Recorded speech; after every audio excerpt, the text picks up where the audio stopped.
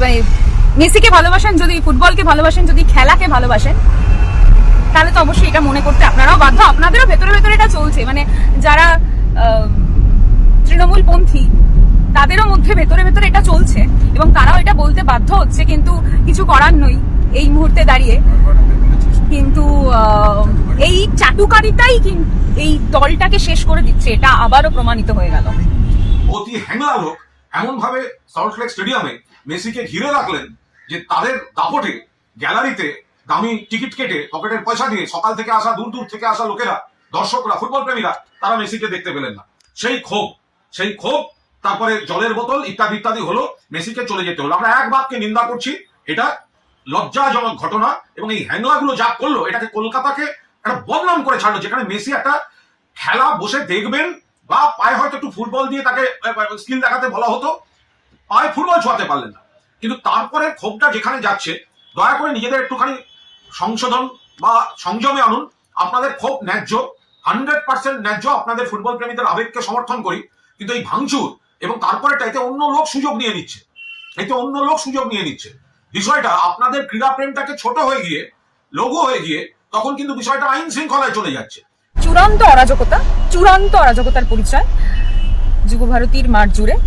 আর কাতারে কাতারে মানুষের ক্ষোভ বিক্ষোভ যেটা বেরিয়ে আসছে, এবং সেটা বেরিয়ে আসাই স্বাভাবিক, কারণ টিকিটের দাম ছিল আকাশ ছোঁয়া। প্রায় 3900 থেকে শুরু হয়েছে এবং 1 লাখ পর্যন্ত সেই দাম ছিল। বাইরের রাজ্য থেকে মানুষ এসছে ইনফ্যাক্ট মেসিকে দেখতে, টোটাল মেসি সিচুয়েশন একটা। আর এই সিচুয়েশনের জন্য দায়ী অবশ্যই কিছু মানুষের চাটুকারিতা, যারা হ্যাংলার মতো, মানে বলতে খারাপ লাগছে কিন্তু বলতে বাধ্য, আমরা বলতে হবেই, সবাই বলছে, হ্যাংলার মতো মেসির চারপাশে মেসিকে পুরো আঁকড়ে ধরে মাঠের মধ্যে হেঁটে বেরিয়েছে। একাধিক সর্বভারতীয় টিভি চ্যানেল থেকে প্রশ্ন পাচ্ছি, এক্ষুনি তারা ফোন ইন নিচ্ছিলেন যে পশ্চিম ল অ্যান্ড অর্ডার, এটা কেন পুলিশ এখনো করছে না, কেন পুলিশ এই গুন্ডামি হতে দিচ্ছে। আর তাদের বুঝিয়ে বলছি, তারা এখন তো তারা শুনবেন কি শুনবেন না, অল ইন্ডিয়ার সব চ্যানেল বুঝতেই পারেন যে এরা তো কোনো আইন ভঙ্গ করতে আসছিল না, এরা তো খেলা দেখতে এসেছিল। একটা আচমকা সেই রাগটা গিয়ে পড়ে ভাঙচুর ইত্যাদি করে ফেলেছে। মমতা বন্দ্যোপাধ্যায় পুলিশ তো ক্রীড়াপ্রেমীদের উপর প্রথমেই লাঠিটা চার্জ করতে পারেন না, কিন্তু ন্যাশনাল চ্যানেল থেকে একের পর এক প্রশ্ন আসছে, কেন পুলিশ অ্যাকশন নেয়নি, কেন পুলিশ মারেনি। আমি আপনাদের অনুরোধ করবো, যারা বিক্ষুব্ধ, আপনাদের আবেগ ঠিক আছে, কিন্তু দয়া করে সংযম করুন। গোটা বিষয়টাকে নিয়ে শকুনের রাজনীতি করতে অন্য লোক নেমে পড়ছে, সেটা হতে দেবেন না। এবার আপনাদের সঙ্গে মিশে গিয়ে অন্য লোক যদি, রাজনীতির লোক ঢুকে গিয়ে যদি 4টে ভাঙচুর, 4টে আঙুল লাগানো করে দেয়, তখন কিন্তু গোটা দায়টা গিয়ে পড়বে ফুটবল প্রেমীদের উপর। আমি একটু আগে একটা চ্যানেলে, দিল্লির একটি চ্যানেলে ফুটবল প্রেমীদের আবেগ বলতে গিয়ে আমাকে বলা হলো, আপনি গুন্ডামিটাকে কভার ফায়ারিং দিচ্ছেন।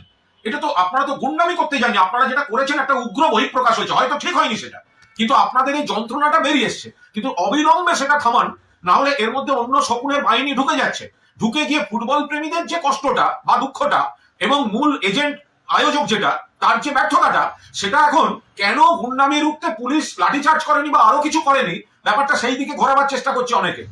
ফলে যুবভারতী ক্রীড়াঙ্গন আমাদের অত্যন্ত প্রিয়, এশিয়ার সেরা, ভারতের সেরা, তার বেশ কিছু ক্ষতি হয়েছে, এই ক্ষতিও তো আমরা চাই না। ফলে দয়া করে অন্যদের এই আবেগের সুযোগ নিয়ে ঢুকে আসল গুন্ডামি করা বা ইস্যুটাকে অন্যদিকে ঘোরানো, দয়া করে আপনারা নজর রাখুন, আবেগকে সংযত করুন। আপনাদের আবেগ সেটা সবাই বুঝেছে, কিন্তু কোনো ধরনের ভাঙচুর বা কোনো ধরনের প্ররোচনা, কোনো ধরনের কিছুতে পা দেবেন না। একটা মূর্তি, যেই মূর্তি প্রসঙ্গ নিয়ে আরজিকরের সময় অনেকে প্রশ্ন তুলেছিলেন যে আরজিকরের সামনে যে মূর্তিটি তৈরি করা হয়েছিল, যে স্কাল্পচারটি তৈরি করা হয়েছিল, সেটা নাকি বিভৎস, ভয়ঙ্কর, এরকম অনেক বিষয়। আপনারা কি কেউ ওই মূর্তিটি দেখেছেন? নিশ্চয়ই দেখেছেন। লিওনেল মেসির যে মূর্তিটি লেক টাউনের বুকে তৈরি করা হয়েছে, নির্মাণ করা হয়েছে, সেই মূর্তিটার সঙ্গে অনেকেই ঋত্বিক রোশনের সাদৃশ্য খুঁজে পেয়েছেন। আবার মূর্তিটার সঙ্গে, মানে যাই হোক, যারই সাদৃশ্য পাওয়া যাক, লিওনেল মেসির কোনো সাদৃশ্য আছে বলে তো আমার মনে হয়নি মূর্তিটি দেখে। অনেকে এটা ডিফেন্ড করার চেষ্টা করছে যে এই ঘটনার সঙ্গে তৃণমূল কংগ্রেসের কোনো যোগাযোগ নেই, এবং আমি দেখলাম যে আইটি সেল থেকে দেবাংশুদা ভিডিও করেছে, যে বলেছে যে তৃণমূল কংগ্রেসের এখানে কিছু করার নেই, কারণ ওখানে অরূপ বিশ্বাস ইনভাইটি লিস্টে ছিলেন, তিনি ইনভিটেশন পেয়ে সেখানে গেছেন। ইনভিটেশন পেয়েও যদি যান, আমার এটা একদম, মানে সাধারণ মানুষ হিসাবে ছোট মাথায় এইটুকু ঢুকছে না যে ইনভিটেশন পেয়ে হলেও তার 4টে বডিগার্ড, তার নিজস্ব 4 জন লোক, তারা সবাই যদি ঘিরে থাকে, যে মানুষগুলো আজকে 2 মাস আগে টিকিট কেটে 1 লাখ টাকা করে টিকিট কেটে কিংবা 3900 টাকা করে টিকিট কেটে, যাই হোক টিকিটের অ্যামাউন্ট যাই হোক, 2 মাস আগে থেকে যারা টিকিট কেটে বিভিন্ন রাজ্য থেকে শুধুমাত্র পশ্চিমবঙ্গের বুকে, কলকাতার বুকে কালকে আজকের দিনটা দেখার জন্য এসে উপস্থিত হয়েছে, তারা সত্যি সত্যি সত্যি আশাহত। এবং সেই আশাহত মানুষগুলোর আজকে যে ক্ষোভ মাঠের মধ্যে ফেটে পড়েছে, that is pretty obvious, very much obvious. এবং হ্যাঁ, প্রান্তিক এটা পোস্ট করেছিল এবং সত্যি আজকে সাধারণ মানুষ হিসেবে বলতে পারি এই কথাটা, সুভাষ চক্রবর্তীর টাইমটা আমি দেখিনি সেই সময়, কিন্তু মদন মিত্রের টাইমটা আমি দেখেছিলাম, যখন মদনদা মেসিকে নিয়ে এসেছিলেন এবং মেসি একটা টানা ম্যাচও খেলেছিল, তাই তো প্রান্তিক?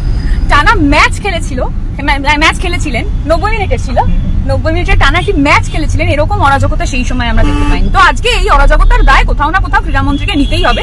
তিনি সেই দায় এড়িয়ে গেলে আমার মনে হয় সেটা, হ্যাঁ, প্রশাসনের দায়, ক্রীড়ামন্ত্রীর দায়, পুলিশের দায়, এবং অবশ্যই এই দায় এড়িয়ে গেলে সেটা চূড়ান্ত অপদার্থতা হবে বলে আমি মনে করি।